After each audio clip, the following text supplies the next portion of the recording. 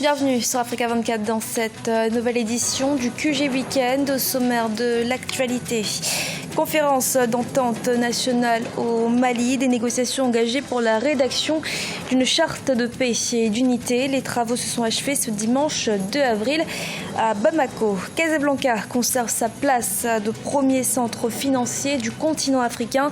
C'est ce qu'annonce l'indice londonien GFCI dans son classement des meilleurs centres financiers du monde. Et au Niger, à la découverte du groupe musical Soga, un trio féminin pour défendre la musique nigérienne. Mais d'abord, au Niger, le président Mahamadou Issoufou assure ne pas vouloir briguer un troisième mandat. Dans une allocution télévisée ce samedi 1er avril, le chef de l'État déclare vouloir passer le témoin à un autre Nigérien que le peuple aura choisi en 2021. S'il y parvient, il sera le premier président démocratiquement élu du Niger à assurer une alternance pacifique à la tête du pays. Au Mali, les travaux de la conférence d'entente nationale se sont achevés ce dimanche 2 avril à Bamako. Après un début difficile, cette rencontre a su réunir les différentes parties prenantes de l'accord d'Alger. Elle devrait déboucher sur une charte de réconciliation nationale. Reportage de Mokhtar Bari est commenté par Idolette Mirabel Abisso.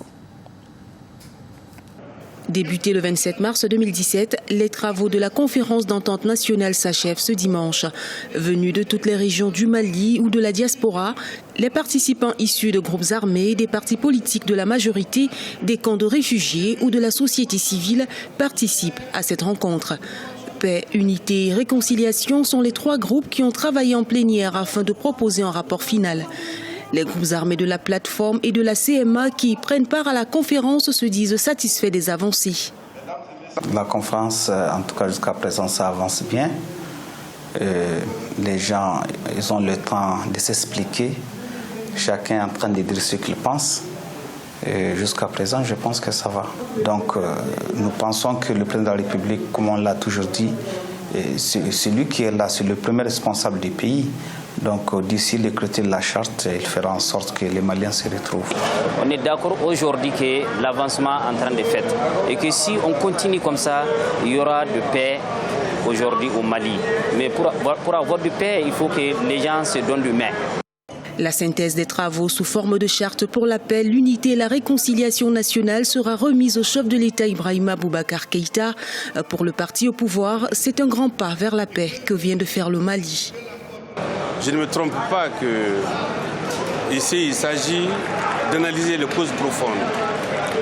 Il s'agit de s'accorder sur les voies et moyens de sortie de la crise.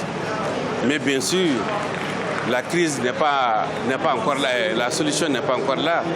Elle sera au bout de nos efforts à nous tous. Les participants venus des camps de réfugiés, des régions du Mali ou de la diaspora ont demandé la prolongation de la date de clôture de la conférence. Au dernier jour de la conférence, l'opposition politique, qui était jusque-là absente, a fait son entrée dans le train de la paix. Le 18e sommet des chefs d'État de la communauté de l'Afrique de l'Est se tiendra ce 6 avril à Arusha en Tanzanie. L'opposition burundaise, le Sénarède, annonce vouloir envoyer une délégation à cette conférence afin de pousser l'EAC à faire pression sur le président Pierre Nkurunziza. Le but étant qu'il accepte de s'asseoir en personne à la table des négociations. Le Burundi qui est plongé dans une crise politique depuis la réélection contestée du président Pierre Nkurunziza en 2015. Casablanca occupe une bonne place dans le classement des centres financiers mondiaux selon GFCI. Un indice londonien, la capitale économique marocaine se hisse cette année en première position dans le classement des places financières africaines. Les précisions de Sharon Kamara. Pour la seconde fois consécutive, Casablanca obtient la première place du classement des centres financiers africains.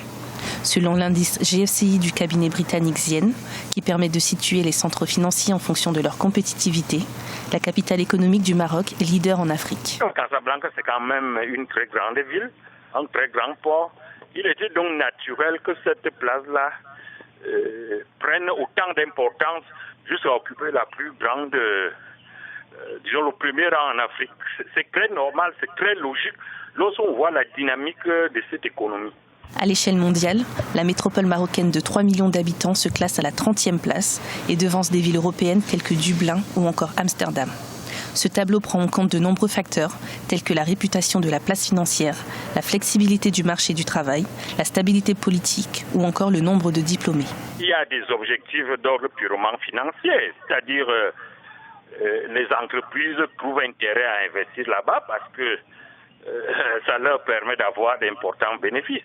Mais à cela s'ajoute une stratégie macroéconomique parfaitement définie par le jeune roi, le roi actuel Mohamed VI, qui a très bien compris les enjeux et qui a en quelque sorte ouvert le Maroc d'abord vis-à-vis de l'Europe pour attirer les capitaux et les localisations et ensuite vis-à-vis de l'Afrique pour gagner des parts de marché.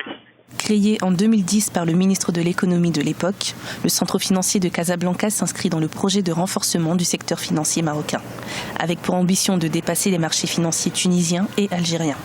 Un objectif qu'ils ont atteint en moins de temps que prévu.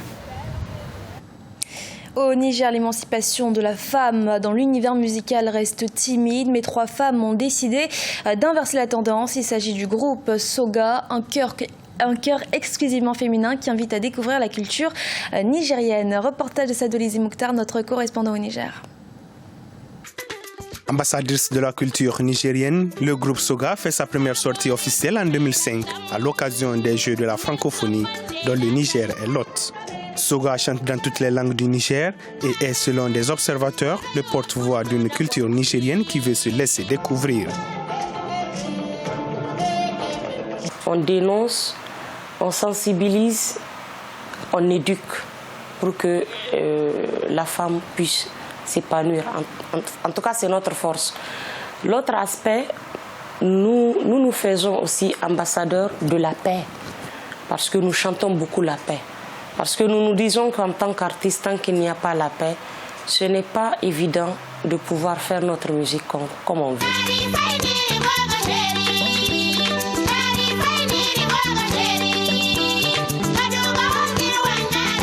3 chanteuses et 5 instrumentistes composent actuellement la formation musicale formée en 2004. Nana Malam Garba, Fatih Halidou et Aïchatou Ali Soumaïla, accompagnés de leurs 5 musiciens, subliment le patrimoine traditionnel musical nigérien.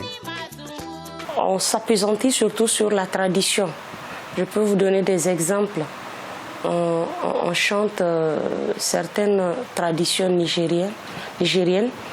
On chante par exemple le désert, on chante le Sahel, on chante beaucoup de choses qui ont trait à la tradition nigérienne et à la tradition africaine quand on peut. Le groupe a 2 albums à son actif. Un premier qui a été soutenu par l'État nigérien et un autre album entièrement pris en charge par le groupe Soga lui-même. Loin d'être un simple groupe de musique traditionnelle, le groupe Soga est une révélation qui sur scène enchante son public. Ce journal a été réalisé par l'ensemble de la rédaction. Nous vous remercions de votre fidélité. Restez sur Africa 24 pour une nouvelle édition de l'actualité.